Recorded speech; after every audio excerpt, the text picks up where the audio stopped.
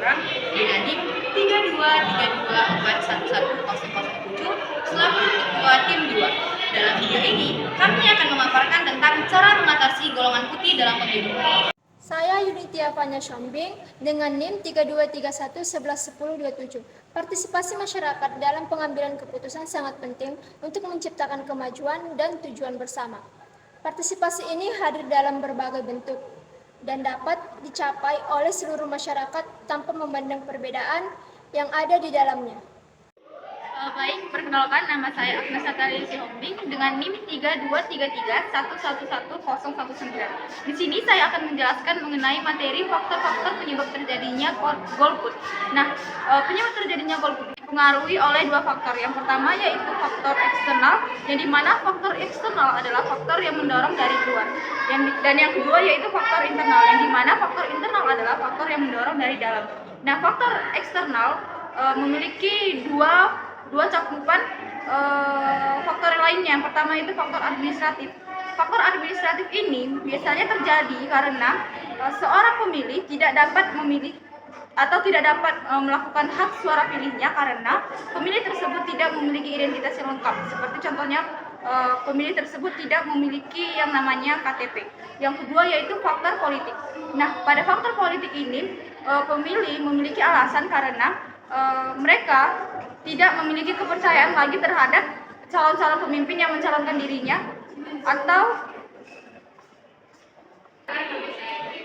yang kedua yaitu faktor politik. Faktor politik adalah alasan atau penyebab yang dimana itu ditimbulkan oleh aspek politik masyarakat yang tidak mau memilih. Nah, seperti pemilih tersebut tidak memiliki ketidakpercayaan kepada calon-calon para pemimpin yang mencalonkan dirinya. Yang kedua yaitu faktor internal, yang dimana tadi yang saya maksud itu faktor yang berasal dari dalam. Nah, faktor internal itu terbagi menjadi dua juga. Yang pertama yaitu faktor teknis, yang dimana pada saat hari pemilihan para pemilih tidak dapat melakukan pemilihan karena dikarenakan ada terjadinya kendala, seperti contohnya itu pemilih dalam keadaan sakit atau kendala-kendala yang lainnya. Yang kedua yaitu faktor pekerjaan. Faktor pekerjaan adalah faktor pekerjaan para pemilih sehari-hari, yang dimana pemilih tidak dapat melakukan pemilihan umum dikarenakan para pemilih tersebut terikat dalam pekerjaan. Saya Angelita Dwi Maharani dengan NIM 323241112.